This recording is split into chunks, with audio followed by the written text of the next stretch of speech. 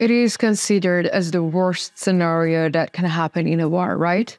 But sometimes there are situations that worsen death. For example, being disabled, living the rest of your life dependent on the prosthesis or a device. This is the biggest problem of the Russian army these days, and the data shows that Russian soldiers are no longer afraid of death, but amputation. Hello, the Pioneer viewers. Today I will share with you an interesting developments regarding the Russian-Ukrainian war.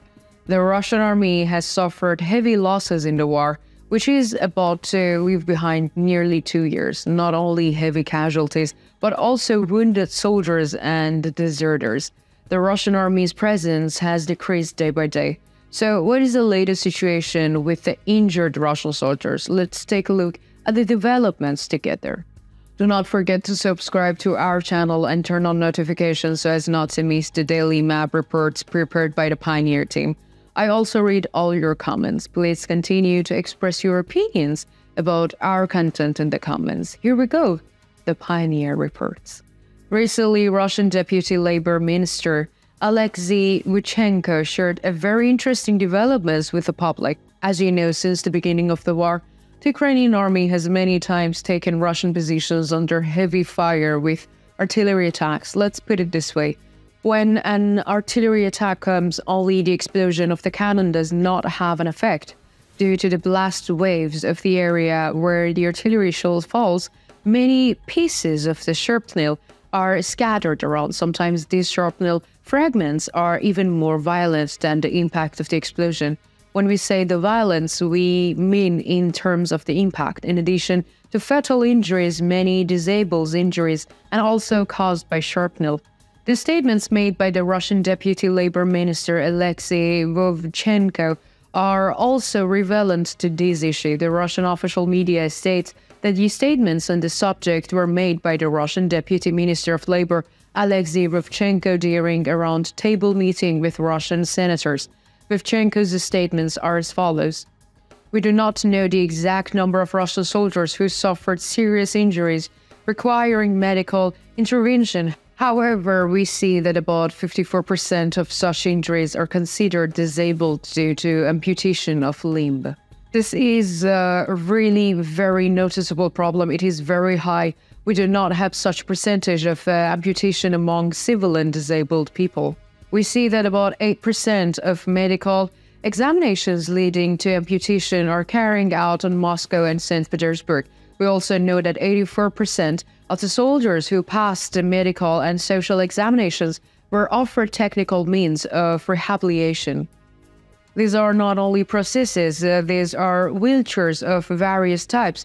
These are also special clothing, orthopedic shoes. All the kits required for the individual rehabilitation program are available. These appointments are already underway. The situation of the Russian soldiers is quite deplorable. When we look at the statements of Russian Labor Minister Alexei Vuchenko, we see that the amputation rate of the Russian soldiers is quite high. This is a very serious situation because the situation of the Russian soldiers who are not only amputated greatly affected the Russian soldiers serving on the front line. When we look at the international data, we see that there were approximately 170,000 to 180,000 injuries only in August. Again, according to Western data, it is estimated that 120,000 Russian soldiers were killed. The increase in the amputation rate in the Russian army clearly shows us how great the effect of the artillery attacks of the Ukrainian army is. As we stated at the beginning of our report, artillery attacks cannot be expressed only by the effect of the explosion of the artillery. The carnage caused by the shrapnel may be greater than the explosion. You also know from our map reports the Ukrainian army uses artillery quite intensively, especially during the attacks on the Zaporizhia front line. The Ukrainian army has made significant progress on the Zaporizhia front line during this offensive. Artillery attacks were the reason for the achievements of the very important successes. Therefore, we can say that the amputation problem faced by the Russian army is largely experienced on the Zaporizhia front line. The Ukrainian army is hitting Russian positions with artillery strikes, causing a major disruption in the Russian infantry units. Just as the infantry units are being hit, Russian armored vehicles are constantly being hit by Ukrainian artillery units. Recently, we shared with you the information that 60 Russian armored vehicles were destroyed in one day on the Donetsk front line. The losses of the armored vehicles of the Russian army are increasing day by day. When we look at the information we have obtained from the sources of the Russian Federation, we see that this problem is growing. Since the beginning of the war, we have seen that the Russian army has been using weapons and ammunition from the Soviet Union period. However, these were usually ammunition from the 1970s. According to the latest reports, the Russian army has started to use armored vehicles from the 1950s. These facts came to light when the images of the clashes on the Donetsk front line were shared. The destroyed Russian armored vehicle was the BTR-50. The Russian army was destroyed during the ongoing attacks on the Donetsk front line, most likely as the result of the explosion of a mine. BTR-50 model armored vehicles are an armored vehicle whose production started in 1954 and was stopped in 1970s. In other words, the Russian army uses vehicles whose production was stopped in 1970s and stored in warehouses. In addition, in the footage of the destruction of the BTR-50, it is seen that another Russian armored vehicle was also destroyed. This Russian armored vehicle was T-64BV tank, also produced during the Soviet Union period, is also seen to be destroyed next to the BTR-50. The use of equipments produced as far as the back of 1950s further complicates the situation of the Russian army, which continues to suffer major equipment losses as the war in Ukraine continues.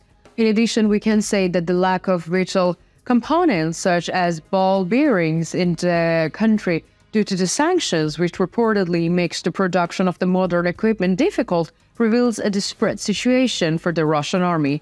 Weapon upgrades are becoming more and more difficult every day. Due to this situation, the Russian army may face more and more difficult situations every day. If the artillery attacks of Ukrainian army continues violently, the Russian army may face a major fall. In particular, the increase in the losses may lead to unsolvable problems in the Russian army. According to the latest data, the losses of the Russian army are as follows: 290,050 military personnel, 319 combat aircraft, 323 helicopters, 4,981 tanks, 5,301 unmanned aerial vehicles, 9,420 armored personnel vehicles, 1,534 cruise missiles, 6,944 artillery systems, 20 warship, 1 submarine, 814 MLRS, 9,303 vehicles and fuel tanks, 547 air defense systems, and 982 special equipments. And what do you think? Do you think the issue of the amputations in the Russian army will be resolved? How will this affect the Russian army? How do you assess the fear of the amputation among Russian soldiers? And do you think the attacks of the Ukrainian artillery have the expected effects on the Russian army? And how do you think the use of the old armored vehicles by the Russian army should be assessed? Let me know in the comments. I read and I care about all your comments.